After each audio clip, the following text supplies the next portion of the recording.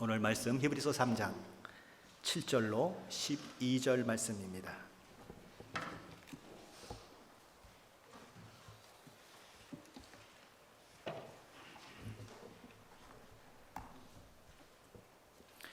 히브리서 3장 7절로 12절 말씀입니다. 신약성경 355페이지 히브리서 3장 7절로 12절 말씀입니다.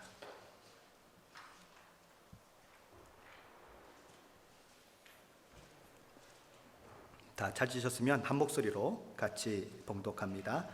그러므로 성령이 이르신 바와 같이 오늘 너희가 그의 음성을 듣거든 광야에서 시험하던 날에 거역하던 것 같이 너희 마음을 완고하게 하지 말라. 거기서 너희 열조가 나를 시험하여 증험하고 40년 동안 나의 행사를 보았느니라. 그러므로 내가 이 세대에게 노하여 이르시기를 그들이 항상 마음이 미혹되어 내 길을 알지 못하는도다 하였고, 내가 노하여 맹세한 바와 같이 그들은 내 안식에 들어오지 못하리라 하였다 하였느니라. 형제들아, 너희는 삼가 혹 너희 중에 누가 믿지 아니하는 악한 마음을 품고 살아계신 하나님에게서 떨어질까 조심할 것이요. 아멘. 오늘 본문 7절 하반절부터 11절의 이 말씀은 시편 95편 8절로 11절 말씀을 인용한 말씀입니다. 그런데 저자가 이 구약의 말씀을 인용하는데 그의 그 인용하는 태도가 아주 놀랍습니다. 그는 시편 95편 말씀을 인용하며 그렇게 이야기하면서 이렇게 시작을 합니다. 그러므로 성령이 이르신 바와 같이. 시편의 기자가 쓴 것이라면 시편 기자가 말한 것처럼 이렇게 해야 하는데 그는 그렇게 얘기하는 것이 아니고 그러므로 성령이 이르신 바와 같이라고 말하는 것입니다. 성령께서 도구로 쓰신 시편 저자는 완전히 무시해버리고 그로 하여금 시편을 쓰도록 감동하셨던 그런 의미에서 실제적인 원 저자이신 성령 하나님께 그는 시선을 두고 있다고 하는 것이지요. 성경은 사람에 의해서 기록이 되었지만 실제적인 원 저자는 성령 하나님이신 것입니다. 그래서 그는 성령이 이르신 바와 같이라는 말씀으로 오늘 시작하고 있는 것입니다. 베드로후서 1장 20절로 21절 말씀에 보면 먼저 알 것은 성경의 모든 예언은 사사로이 풀 것이 아니니 예언은 언제든지 사람의 뜻으로 낸 것이 아니요 오직 성령의 감동하심을 받은 사람들이 하나님께 받아 말한 것임이라. 이렇게 함으로써 성경이 사람이 마음대로 자기 생각대로 쓴 것이 아니고 성령 하나님께서 마땅히 오고 오는 세대의 모든 인간들로 하여금 성경을 하나님의 말씀으로 믿고 배우고 순종하도록 그 사람들의 심령을 감동시키셔서 성경을 기록하게 하셨다는 것입니다. 성령이 이르신 바와 같이 이렇게 오늘 말씀을 시작했던 이 히브리서 저자는 히브리서 1장 1절과 또 2장 3절에서 이 말씀과 비슷한 말씀을 우리에게 던져주고 있습니다.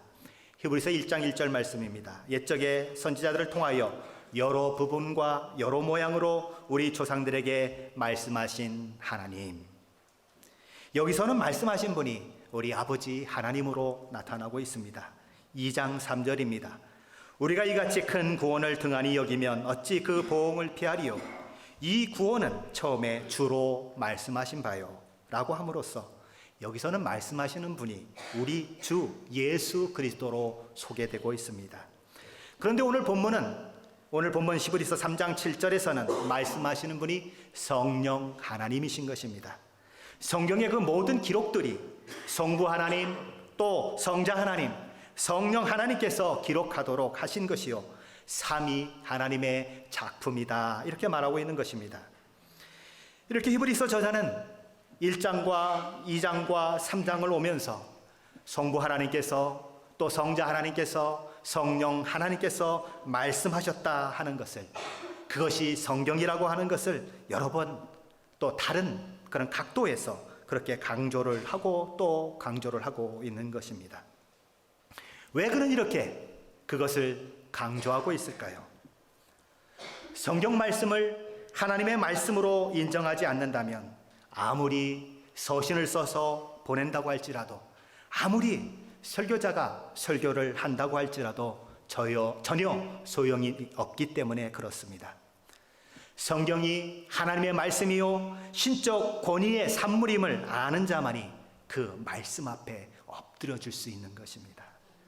그 말씀이 지켜야 할 말씀이고 순종해야 할 말씀임을 알게 되는 것입니다. 데살로니가전서 2장 13절 말씀입니다. 이러므로 우리가 하나님께 끊임없이 감사함은 너희가 우리에게 들은 바 하나님의 말씀을 받을 때에 사람의 말로 받지 아니하고 하나님의 말씀으로 받음이니 진실로 그러하도다. 이 말씀이 또한 너희 믿음자 가운데에서 역사하느니라. 여기 데살로니가 성도들은 사도 바울의 메시지를 하나님의 말씀으로 받았습니다. 그래서 그들 삶 가운데 어떤 일이 일어납니까? 이 말씀이 또한 너희 믿는 자 가운데서 역사하느니라. 하나님의 말씀으로 받아야 듣는 자 가운데 역사가 일어나는 것입니다. 그러므로 성령이 이르신 바와 같이 오늘 너희가 그의 음성을 듣거든 광야에서 너희 조상들이 시험하던 날에 거역하던 것 같이 너희 마음을 완고하게 하지 말라. 오늘 히브리서 저자는 이야기하는 것입니다. 그런데 언제 그러라는 것입니까? 여기 이렇게 되어 있죠. 성령이 이른 바와 같이 오늘인 것입니다. 지금 히브리서 저자는 시편 95편 말씀을 인용하고 있는데 시편 95편은 1000년 전에 기록됐던 말씀입니다. 히브리서는 1000년이나 지나서 기록된 말씀입니다. 그런데 하나님의 말씀은 1000년 전에도 오늘이요 1000년이 지난 후에도 오늘인 것입니다. 히브리서를 지금 받아보고 그것을 읽고 있는 그들에게 바로 오늘 자신들에게 들려지는 말씀인 것입니다. 하나님의 말씀은 다만 과거에 말씀된 말씀이 아니고 오늘 우리에게 들려지는 말씀인 것입니다. 왜 그렇습니까? 성경은 변함없으신 하나님으로부터 나온 결코 변하지 않는 진리이기 때문에 그렇습니다. 히브리서가 기록된 지 2000년이 지났습니다. 지금 말씀을 나누고 있는 저와 여러분에게도 이 하나님의 말씀은 여전히 오늘인 것입니다. 그것을 놓치면 성경은 다만 옛날 이야기가 되고 마는 것입니다. 우리는 성경 말씀을 오늘 우리에게 말씀하시는 하나님의 말씀으로 받아야 하고 오늘 우리에게 말씀하시는 그 말씀으로 듣고 순종해야 하는 것입니다. 하나님의 말씀은 과거뿐 아니고 오고 오는 세대의 하나님의 백성들이 그 시대 속에서 항상 오늘의 말씀으로 들어야 하는, 언제나 살아 역사하는 그런 메시지인 것입니다. 그러므로 우리는 늘 우리의 귀를 하나님의 말씀을 향해 열어 놓아야 하는 것입니다. 요한계시록 2장과 3장에 보면 아시아 7교회에 보낸 편지 내용들이 기록되고 있습니다. 에베소, 서머나, 버가모, 두아디라, 사데, 빌라델비아, 라오디게아 7교회의 편지가 보내지고 있는데 그 7교회에 동일하게 똑같은 말씀이 기록되는 말씀이 하나가 있습니다. 귀 있는 자는 성령이 교회들에게 하시는 말씀을 들을지어다 하는 말씀입니다. 귀 있는 자는 들을 수 있는 모든 사람을 가리키는 말입니다. 그러므로 누구든지 오늘 성령께서 그 심령에 말씀하시는 하나님의 말씀을 들어야 하는 것입니다. 그런데 안타깝게도 우리는 마치 귀가 없는 사람처럼 하나님의 말씀에 대해서 귀를 막아버리는 경우가 종종 있습니다. 하나님의 음성을 듣는다고 하는 것은 하나님께서 말씀하시는 것을 경외하는 마음으로 듣고 순종하는 것을 의미합니다. 하나님의 말씀에 귀를 기울여 열심히 듣고 마음에 받아들이고 그 말씀하신 대로 따라 사는 것, 그것이 하나님의 말씀을 듣는 것입니다. 그러나 우리 마음이 완고하여지면 우리는 하나님의 음성을 들으려고 하지 않는 것입니다. 그래서 너희가 그의 음성을 듣거든 광야에서 시험하던 날에 거역하던 것 같이 너희 마음을 완고하게 하지 말라는 이 경고의 말씀이 오늘 우리에게 주어지고 있는 것입니다. 하나님의 말씀은 이 마음으로 받아야 합니다. 마음이 움직이지 않으면 아무런 반응이 일어나지 않는 것입니다. 마음은 어떻게 보면 진흙과 같은 것입니다. 부드러운 마음은 물이 적당히 포함되어 있는 진흙과 같습니다. 그런 진흙은 토기장이의 손에 들리면 토기장이가 마음먹은 대로 자기 원하는 대로 무엇이든지 다 만들어낼 수가 있습니다. 본차이나도 만들어낼 수가 있습니다. 그러나 탁탁해지고 굳어진 진흙은 아무리 많이 있다고 하더라도 토기장이가 그것으로 아무것도 만들어낼 수 없는 것입니다. 딱딱하고 굳은 마음, 이것이 완고한 마음입니다. 완고한 마음을 가진 사람은 고집스럽고 늘 반역적인 마음을 갖는 것입니다. 오늘 히브리서 저자는 이스라엘 조상들이 마음을 완고하게 해서 그래서 결국은 가나안 땅에 들어가지 못하고 멸망하게 되고 광야에서 죽을 수밖에 없었던 그 일들을 이야기하면서 히브리서를 받아보는 독자들에게 그렇게 완고한 마음을 가지고 불순종에 빠지면 결국 너희들도 멸망할 수밖에 없다 경고하는 것입니다. 그들에게 경각심을 주고 있는 것입니다. 출애굽기 17장에 보면 이스라엘 백성이 광야 르비딤이라고 하는 곳에서 장막을 치게 되는데 그들은 그곳에 이르러서 물이 없다는 것을 발견하게 됩니다. 너무 갈증이 납니다. 너무 목이 마른 거예요. 그래서 사람들이 이리 찾고 저리 찾고 아무리 찾아봐도 물이 없는 것입니다. 그래서 이들은 씩씩거리며 모세 앞에 달려가는 것입니다. 우리에게 물을 주어 마시게 하라. 모세가 깜짝 놀라서 그들을 바라보는 것입니다. 모세가 무슨 능력으로 그들에게 물을 줄 수 있겠습니까? 너희가 어찌하여 나와 다투느냐? 너희가 어찌하여 여호와를 시험하느냐? 이스라엘 백성들은 홍해를 마른 땅처럼 건너는 기적을 경험했습니다. 자신들을 잡으러 홍해를 따라 들어왔던 많은 애국 군사들이 물에 빠져 죽는 것들도 보았습니다. 하나님의 능력과 하나님의 보호하심을 이스라엘 백성만큼 경험한 자가 누가 있겠습니까? 사흘길을 걸어갔는데 물이 없어서 그렇게 헤매고 있는데 겨우 물을 얻었습니다. 그런데 그 물이 너무 써서 먹지 못하게 된 것입니다. 그래서 하나님 앞에 또 불만을 토했더니 하나님께서 그 물을 달게 해주시고 이스라엘 백성들은 그 물을 마실 수가 있었습니다. 급하게 나오느라 많은 음식도 가지 나오지 못했지요. 그래서 조금 가다 보니까 음식이 다 떨어졌습니다. 먹을 것이 없는 겁니다. 광야에서 죽게 생겼다 그랬더니 또 하나님께서 매일매일 만나를 내려주셔서 그렇게 일용할 양식을 공급해 주시는 것도 이스라엘 백성들은 경험했습니다. 모세는 신명기 4장 7절로 8절에서 이스라엘이 누린 축복을 이렇게 말하고 있습니다. 우리 하나님 여호와께서 우리가 그에게 기도할 때마다 우리에게 가까이 하신 것 같이 그 신이 가까이 함을 얻은 큰 나라가 어디 있느냐? 오늘 내가 너에게 선포하는 이 율법과 같이 그 규례와 법도가 공의로운 큰 나라가 어디 있느냐? 이스라엘처럼 하나님의 그 사랑을 입은 나라는 없는 것입니다. 그런데 르비딤에 이르러 마실 물이 없게 되자 이 모든 하나님의 그 베푸심과 공급하심을 기억하지 못하고 이스라엘 사람들은 모세에게 나와 우리가 먹을 물을 당장 해결해 달라고 요구하는 것입니다. 그러면서 이렇게 얘기합니다. 당신이 어찌하여 우리를 애굽에서 인도해 내어서 우리와 우리 자녀와 우리 가축이 목말라 죽게 하느냐? 그러면서 모세를 원망합니다. 모세만 원망하는 것이겠습니까? 모세를 들어 여기까지 인도하신 하나님을 향해서도 원망하는 것입니다. 이들이 얼마나 모세를 모질게 대했던지 하나님 앞에 선 모세는 이렇게 하나님 앞에 부르짖습니다.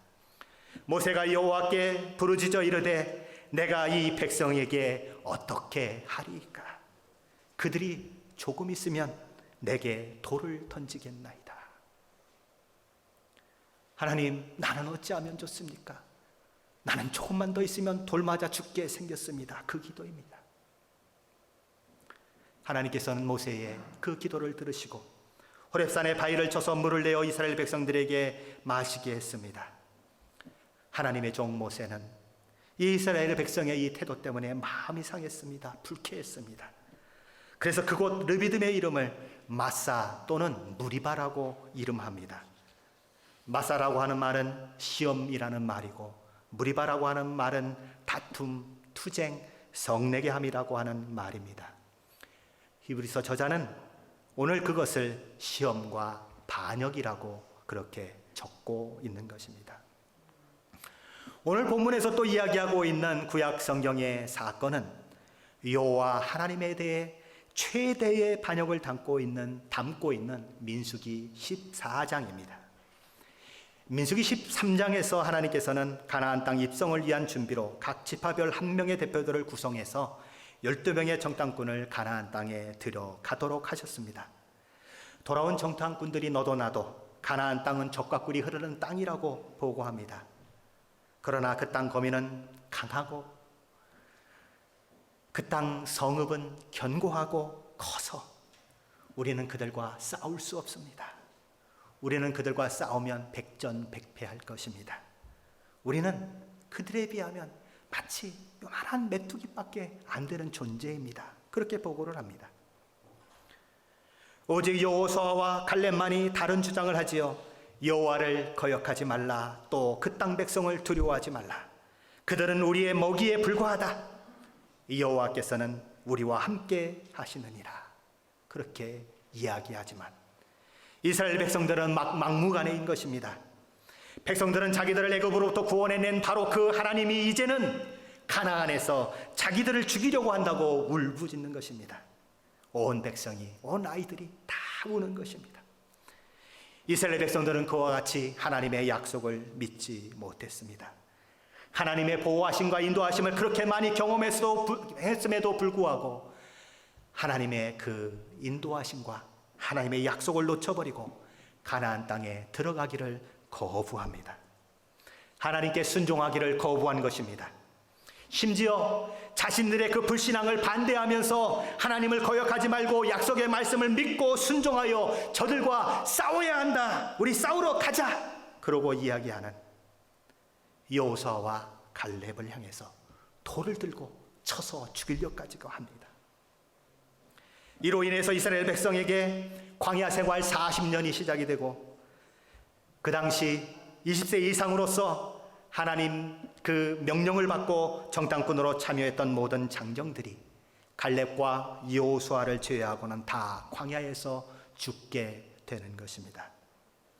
오늘 본문 말씀의 표현대로 하면 하나님의 약속하신 가나안 땅에 이르지 못하고 안식에 들어가지 못한 가운데 죽게 되는 것입니다. 이스라엘 백성은 하나님 앞에 신실하지 못했습니다. 하나님께서 그들에게 수많은 기적과 이적을 베풀어 주셨지만 그들은 믿음을 가지고 하나님의 말씀에 순종하지 못했습니다. 그래서 결국 그 불신앙으로 인해 멸망했습니다. 이 이스라엘의 이야기를 통해서 히브리서 저자는 기독교의 그 복음으로부터 유대주의로 배교할 위험에 처해 있는 자들에게 경고하면서 12절에 이렇게 권면하는 것입니다. 형제들아, 너희가 삼가 혹 너희 중에 누가 믿지 아니하는 악한 마음을 품고 살아계신 하나님에게서 떨어질까 조심할 것이요. 그렇다면 이 이스라엘의 불순종, 히브리서 독자들을 향한 이 경고의 말씀이 오늘을 사는 우리에게 주는 교훈은 과연 무엇일까요? 이스라엘 백성들이 애굽의 종됨으로부터 해방되고 구원받은 것처럼 우리는 죄에 매여 죄의 종이 된 것으로부터 해방되고 구원받은 자들입니다. 이스라엘 백성들이 가나안이라고 하는 약속의 땅을 향해 가고 있는 것처럼 우리는 우리가 들어가야 할 종국적인 나라인 하늘나라를 향해 오늘 가고 있습니다.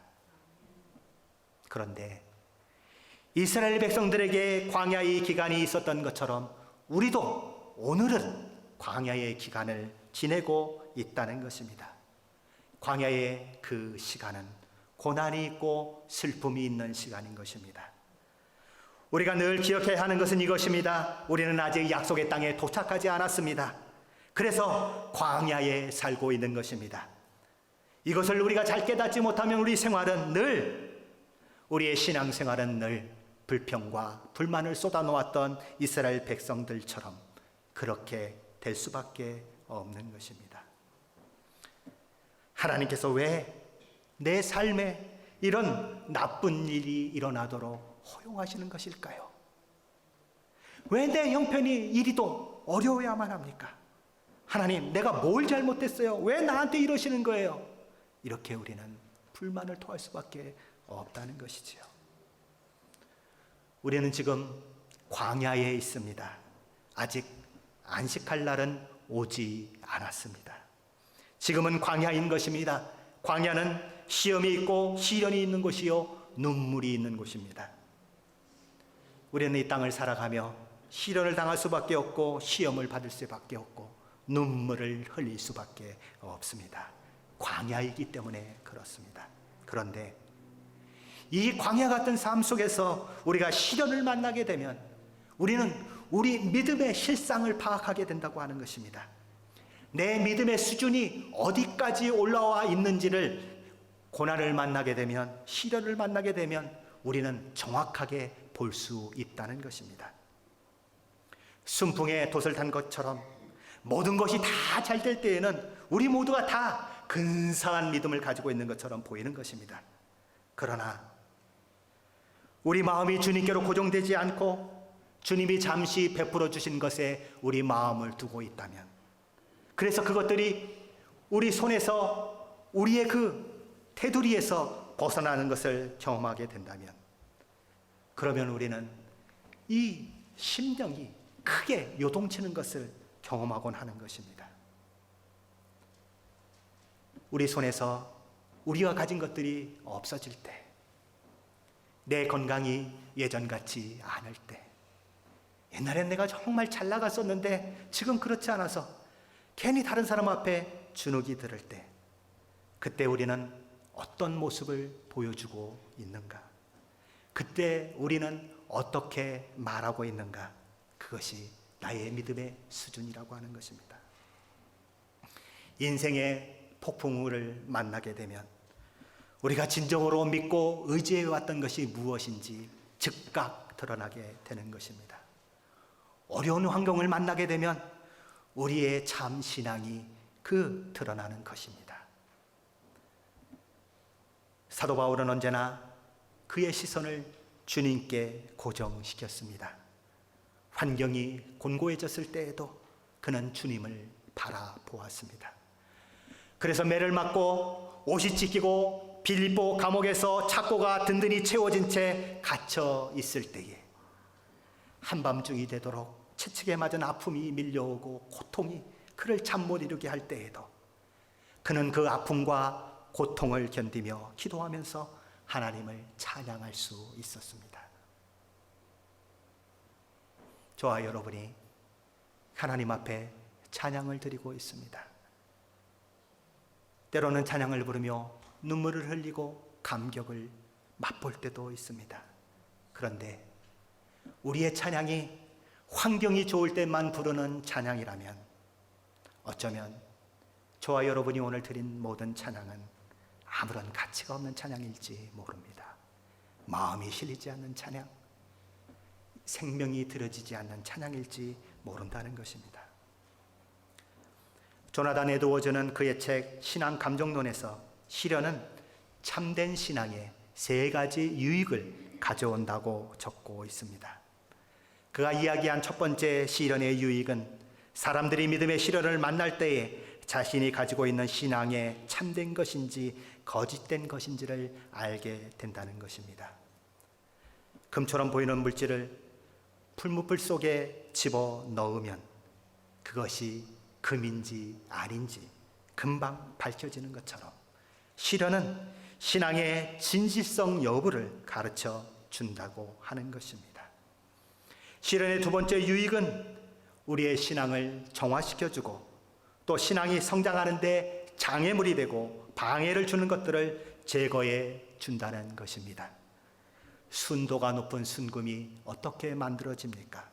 재련 과정을 한 번 거치고 두 번 거치고 세 번 거치면 순도가 점점 높아지는 것처럼 시련은 우리의 신앙을 정결하게 만들어가서 하나님만 바라보도록 한다는 것입니다. 그래서 욥기 23장 10절에서 욥은 이렇게 고백하는 것입니다. 그러나 내가 가는 길을 그가 아시나니 그가 나를 단련하신 후에는 내가 순금같이 되어 나오리라.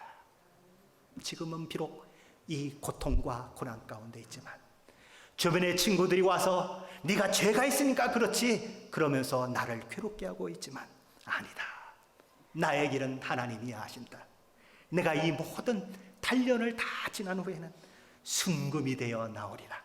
100% 순금이 되어 나오리라. 그는 그렇게 고백하는 것입니다. 참된 믿음이 시련을 통해 얻어진다는 것입니다. 조나단 에드조가 말하는 시련의 세 번째 유익은 시련이 신앙의 참된 아름다움과 고상함을 분명하게 드러낸다는 것입니다. 빛이 가장 밝게 빛나는 것은 가장 어두운 곳에 빛이 비칠 때 가장 밝게 빛나는 것입니다. 진가가 드러나는 것이죠. 참된 신앙은 큰 시련을 만나면 가장 두드러지게 나타나는 것입니다.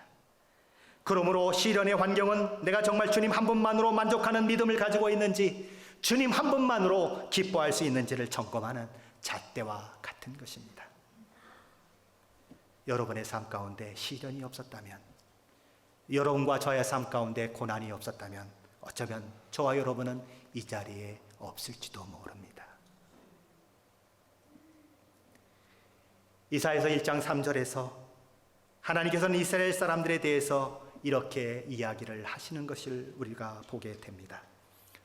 소는 그 임자를 알고 나귀는 주인의 구유를 알건만은 이스라엘은 알지 못하고 나의 백성은 깨닫지 못하는도다. 그래서 이스라엘이 망하는 것입니다. 출애굽기 19장 14절로 6절에 보면 왜 이스라엘을 하나님께서 애굽으로부터 불러내셨는지 설명하고 있습니다. 내가 애굽 사람에게 어떻게 행하였음과 내가 어떻게 독수리 날개로 너희를 넘어 내게로 인도하였음을 너희가 보았느니라. 세계가 다 내게 속하였나니 너희가 내 말을 잘 듣고 내 언약을 지키면 너희는 모든 민족 중에서 내 소유가 되겠고 너희가 내게 대하여 제사장 나라가 되며 거룩한 백성이 되리라. 너는 이 말을 이스라엘 자손에게 전할지니라. 그러나 이스라엘 백성들은 이들을 향한 하나님의 목적보다는 눈앞에 보이는 기쁨, 당장 당하는 어려움과 고통에 그들의 온 마음을 다 빼앗겨 버립니다.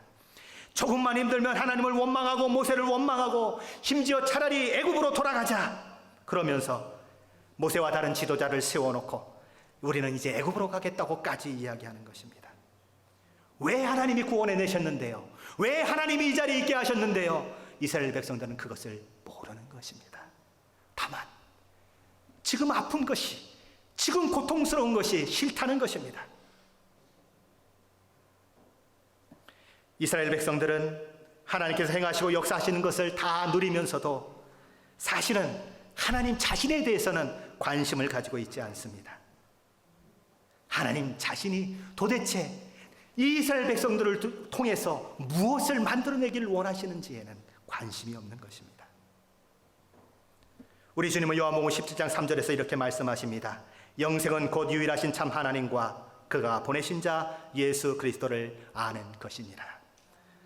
호세아 6장 6절은 이렇게 이야기합니다. 나는 인애를 원하고 제사를 원하지 아니하며 번제보다 하나님 아는 것을 원하노라. 하나님은 하나님 자신을 알기를 원하십니다. 하나님이 주신 것이 아니고 내가 누구인지 알아다오. 너희가 가진 것 때문에, 너희가 소유한 것 때문에 나는 너희가 나를 버리는 자 되기를 원치 않는다. 너희가 가진 모든 것을 다 잊어버려도 너희 자녀까지 잃어버린다고 하더라도 너는 내가 하나님임을 인정할 수 있느냐? 그럼에도 불구하고 하나님, 나 하나님 사랑합니다 고백할 수 있느냐? 나는 그렇게 너희가 나를 알기를 원한다 그러시는 것입니다. 히브리서 독자들은 히브리서 이 저자는 독자들에게 고난과 핍박 가운데 기독교 신앙을 버리고 유대교로 돌아갈 그 위기를 맞고 있는 이 히브리서 독자들에게 너희 마음을 완고하게 하지 말라 이야기하는 것입니다.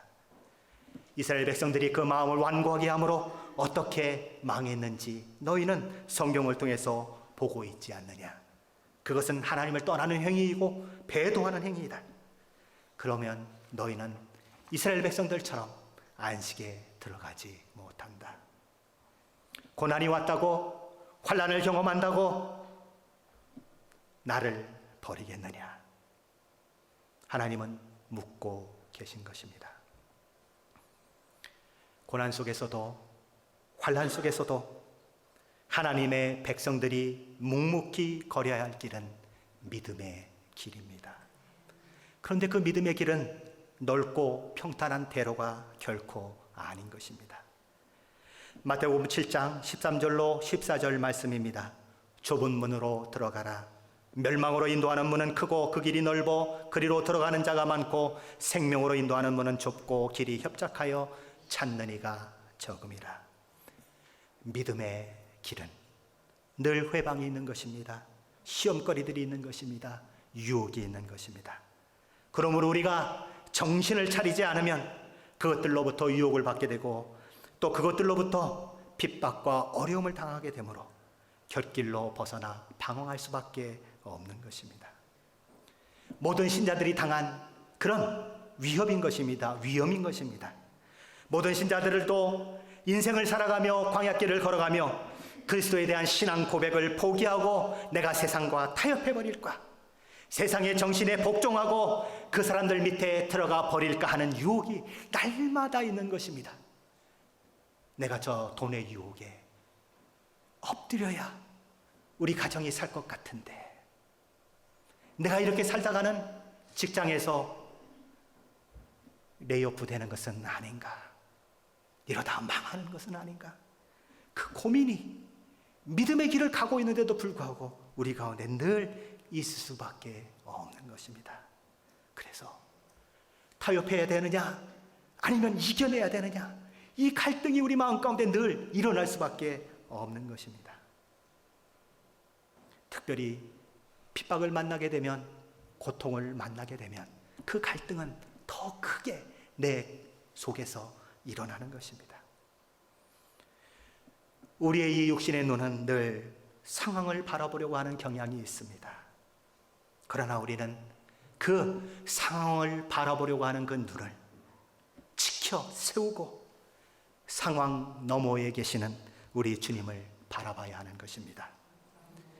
상황이 우리에게 불리해지는 그런 시련의 때에도 우리는 믿음의 눈으로 그 너머에 있는 하나님의 축복을 바라봐야 하는 것입니다. 우리의 생각에 하나님으로 채워진다면, 우리가 정말 하나님을 아는 자로 그렇게 살아간다면 우리는 사도 바울처럼 시련 가운데서도 기뻐하는 법을 배우게 될 것입니다. 시련을 통해서도 하나님께 더 가까이 나아가 하나님이 허락하신 많은 축복들을 누리게 되는 그 복된 자리에 있게 될 것입니다. 고난당하는 것이 내게 유익이라, 이로 말미암아 내가 주의 율례를 배우게 되었나이다. 시편 119편 기자의 고백입니다. 뭘 고난당하는 게 그렇게 유익이 되겠습니까? 믿음을 가진 자가, 하나님을 끝까지 붙드는 자만이 고백할 수 있는 믿음의 고백인 것입니다. 설렁설렁 믿어서는요, 이 고백을 할 수가 없는 겁니다. 다 넘어지는 것입니다. 고난당하는 것이 내게 유익이라. 내가 이 고난을 통하여 주의 말씀을 배우게 되었나이다. 이 고백이 저의 고백이 되고 여러분의 고백이 되시는 오늘 하루 되시기를, 또 오늘 또 한 주간이 되시기를 예수 그리스도의 이름으로 간절히 축원합니다. 기도하시겠습니다.